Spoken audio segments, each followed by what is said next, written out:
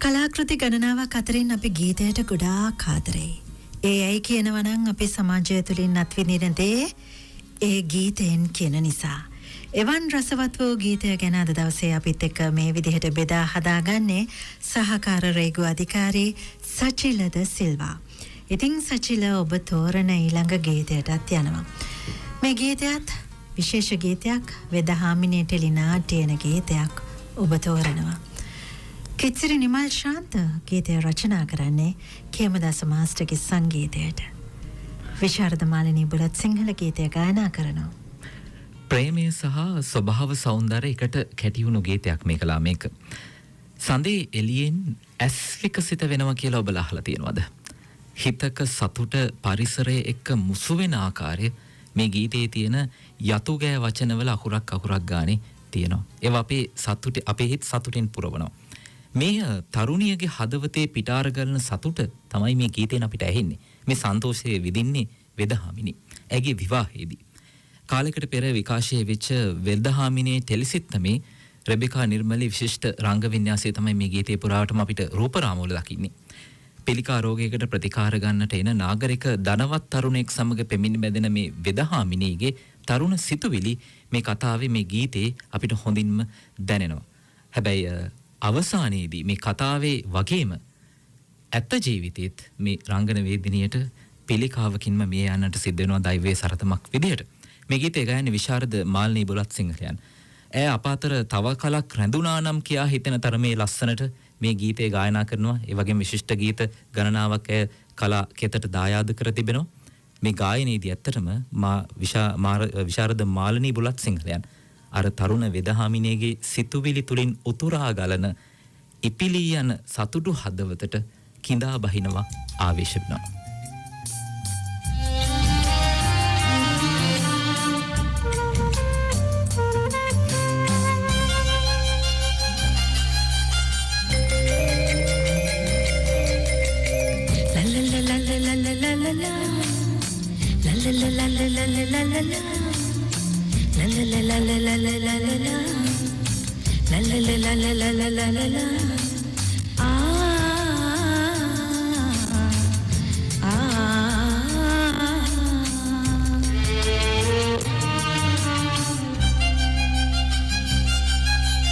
සඳකෙන් දහරින් දෙනුවන් පිපිලා දෙනුවන් කෙළුමින් පියුමන් සැලිලා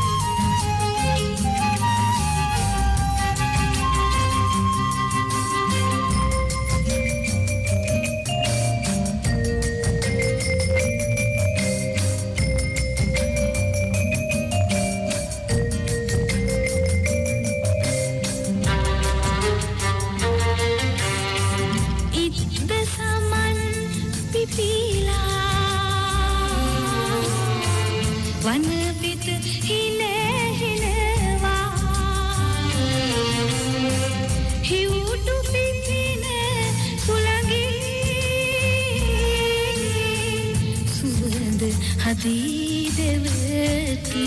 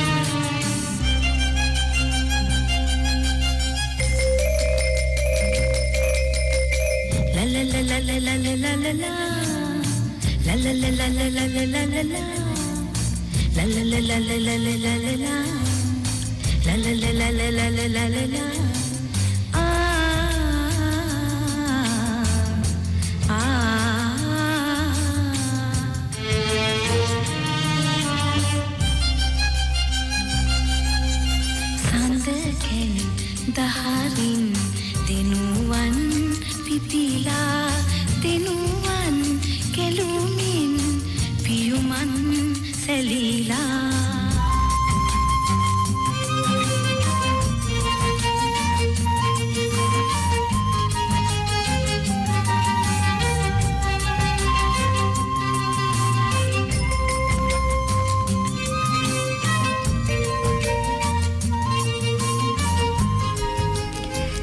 හිතේ අදහස් ගොන්නෙන් බිඳක් අපිත් එක මේ විදිහට බෙදා හදාගන්නේ අද දවසේදී සහකාර රේගු අධිකාරී සචිලද සිල්වා කුමාර යානිනී ටෙලි නාට්‍යන ගීතයක් ඔබ තෝරනවා සිඩ්නි චන්ද්‍රසේකරයන්වත් අමතක කරන්න බෑ ඒ නාට්‍ය මතක් වෙනකොට සචිල අපි කියමු මේ නාට්‍ය අපි පුංචි කාලේ මේකලා හරිම ජනප්‍රියයි මේක බලන්න අපි මග බලාගෙන ඉන්නවා මට මතකයි ඇලඩින්ගේ අර ඉගිලෙන පැදුරෙන් සිහින ලෝකයකට යන පුංචි දරුවෙක් ගැන මේ තේමා ගීතයේම තියෙන්නේ මම හිතන්නේ මේක ඔබ හොයාගෙන බලන්න තරම් වටිනවා මතකයන් ගොඩක් ආයෙත් මතක් වෙයි සිඩ්නි චන්ද්‍රසේකරයන්ගේ කුමාරයාණෙනි ටෙලිනාට්‍ය ජනක රත්නායකයන්ගේ කුමාරයාණෙනි චිත්‍ර කතාව තේමා කරගනිමින් තමයි මේ නිර්මාණය වෙන්නේ සිඩ්නි චන්ද්‍රසේකර මහත්මයා විශිෂ්ට කලාකරුවෙක් ජ්‍යෙෂ්ඨ මාධ්‍යවේදියෙක් මගේ මතකයේ හැටියට මේකලා ඔහු කලක් ස්වර්ණවාහිනියේ නියෝජ්‍ය වැඩසටහන් අධ්‍යක්ෂකවරයා වශයෙන් සේවය කළා මං හිතන්නේ live at 8 ප්‍රවෘත්ති විකාශයත් ඔහුගේ අදහසක්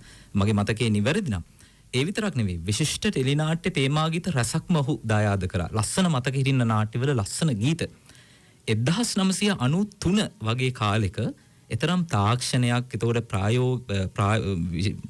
අපි කියන්නේ ප්‍රයෝග කියන්නේ නිර්මාණවල යෙදෙන එවැනි තාක්ෂණික ක්‍රම නොතිබිච්ච කාලෙක තමයි සිඩ්නි චන්ද්‍රසේකරයන් හරි අපූර්ව ප්‍රයත්නයක් දරන්නේ මේ ලෙස්ලි ප්‍රනාන්දු මහත්මයා ගායන මේ දුර ඈත ආකාශයේ කියන ගීතයේ රූප රචනයේදී රවීන්ද්‍ර රන්දෙනි අපේ විශිෂ්ට කලාකරුවව ඇලඩින් වගේ අන්දලා කාපට් එකක නැත්නම් පැදුරක පා කරලා යවනවා. ඒ මැද්දෙන් අපි ඒ කාලේ ආස කරපු කාටුන් චරිත තනකොළ පෙත්තාස් පිස්සු පූසා වගේ චරිතත් ඒ අතුරට එකතු කරනවා මේ වීඩියෝ දර්ශනය ඔබ හොයාගෙන බලන්න ඒ වටිනවා. ඒ කාලේ මං හිතන්නේ එවැනි තාක්ෂණික ප්‍රයෝගයන් තිබුණේ නැති කාලයක්. නමුත් ඔහු එය කරනවා වෙනස් නිර්මාණයක්. මේ ගීතයේ තනින් තනම මං හිතන්නේ ඇහෙනවා ඇලඩින් කියන වචන කිහිපයක් මතක් වෙයි ඔබට මේක බලනකොට මං හිතන්නේ.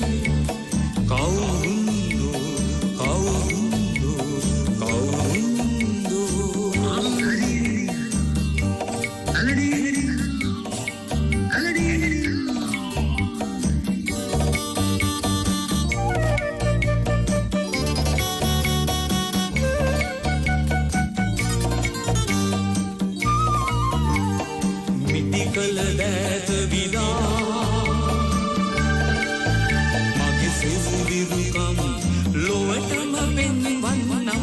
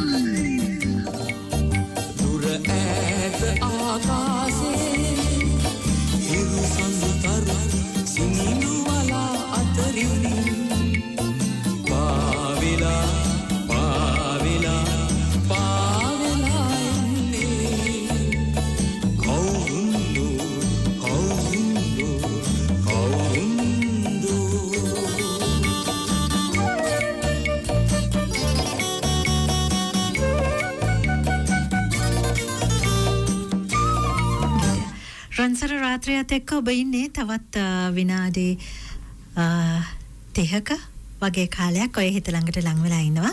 අද දවසේ සහකාර රේගු අධිකාරී සචිල ද සිල්වා ගීතයට මිහිරි අත්දැකීම් එකතු කරනවා. සචිල ඔබ ඊළඟට තෝරා ගන්නා ගීතය මේ සප්තකන්‍යා චිත්‍රපටයේන ගීතයක් ඔබ තෝරනවා.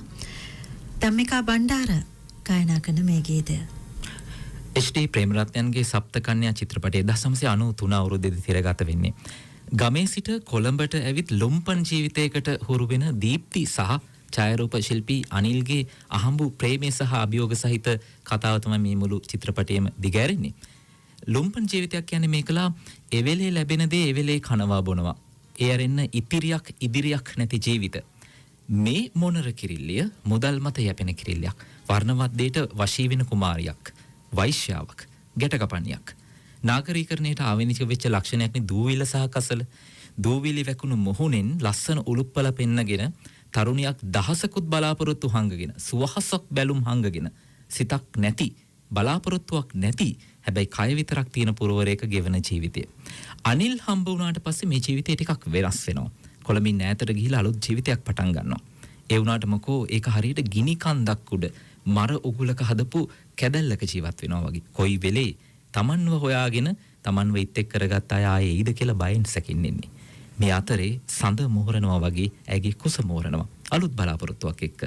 ඒ නිසා ගීතේ මුලින් කියනවා කය මිස සිත නැති. කය තිබුණාට සිත නැහැ. මෙතනදී අගති කියනවා කය තියෙනවා හැබැයි සිත නැහැ. ඒ කියන්නේ කය තියෙනවා වුණාට කය නැහැ සිත තියෙනවා. බලාපොරොත්තුවක් තියෙනවා නමුත් ඇගේ ශරීරය විනාශ වෙලා. ඔකොස්ස වගේ විමසිලිමත් දැසකින් හැමතිස්සෙම ඇය බලන්නේ. ගුරුලා වගේ ඉක්මනින් අතුරුදහන් වෙන්න පුළුවන් වේශයක් තමයි ඇය නිරන්තරයෙන් ගන්නෙ. අවසානයේදී නූපන් දරු කුස සමගින්ම ඒ සිහිනය දකිමින්ම ඇයට මේ යන්නට සිද්ධ වෙනවා. මේ ගීතයේ ඒ කතාව මුල සිට අගට විශිෂ්ට අයුරින් කියනවා මේ පදමාලාව උපදින්නේ වසන්ත කුමාර කොබවක නම් වූ ශ්‍රේෂ්ඨ ගීපද රචකයාගේ හිතේ.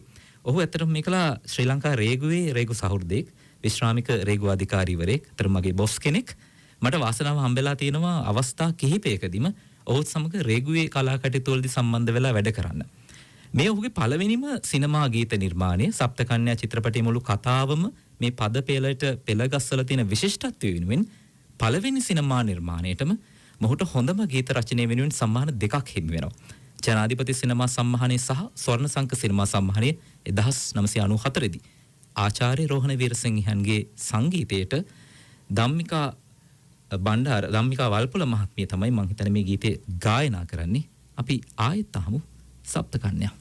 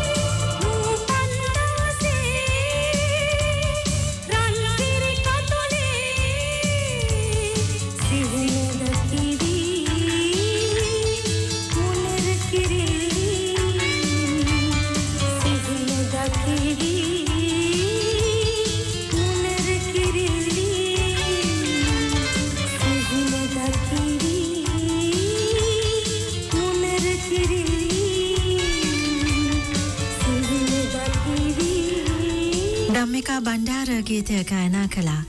සචිල මතකද මේ ගීතයම තවත් පිරිමි හඬකින් ගායනවා මොරිස් විජේසිංහගේ හඬින්. මේ ගීතයමයි. ඔව් මේක අවස්ථා දෙකකදී මේ ගීතය විකාශය වෙනම ඇත්තටම මම හිතන්නේ කාන්තා හඬයි පිරිමි හඬයි දෙකම උපමා මේ උපයෝගී කරලා තියෙනවා මේකේ සිනමා පටය ගෙවෙන විදිය අනුව බලලා.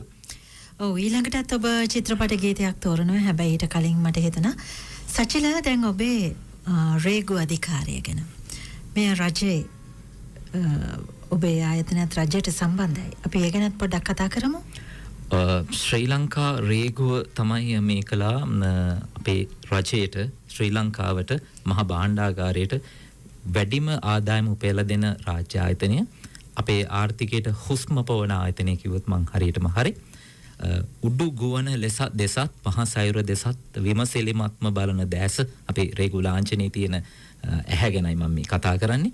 අපේ කාර්යභාරය වෙලා තියෙන ආදායම උපයා දෙනවාට අමතරව අපේ මේ සීමාව අපි මහා සයුරෙන් ආවත් උඩු ගුවනෙන් ආවත් මේ සීමාව ඇතුළට අන්තරාකාරයේ භාණ්ඩ, තහනම් කරපු භාණ්ඩ, මිනිසුන්ට හොඳ නැති දේවල් එන එක වළක්වලා සමාජ මෙහෙවරක් කරන එකත් අපේ කාර්යයක්. ඒ නිසා තමයි අපි නීතිය ක්‍රියාත්මක කරන ආයතනයක් ශ්‍රී ලංකාවේ තියෙන බොහෝ අනපනත්වල තියෙන නීතිය අපි හරහා ක්‍රියාවට නැංවෙනවා. ඒ නිසා අපි ලංකාවේ මිනිසුන්ගේ යහපත සුබසිද්ධිය ගැන හිතලා සමහර භාණ්ඩ එන දෙක වැළැක්වීමට කටයුතු කරනවා. දැන් ඔන්න මුහුද සීමාවටයි මේ යන්නට සූදානම් වෙන්නේ. ආදර හසන චිත්‍රපටයෙන් ලස්සන ගීතයක් ඔබ තෝරගෙන තියෙනවා. අරිසෙන් අහුබුදු මේ ගීතය රචනා කරනවා. අරිසෙන් අහුබුදු සූරීන්. එතකොට ආචාර්ය රෝහණ විරසිංහන්ගේ සංගීතයට අයිවෝ ඩෙනිස්, සුනිල් එදිරිසිංහ ඇතුළු පිරිස ගායනා කරන ගීතයක් මේ ළඟට ඔබ තෝරනවා.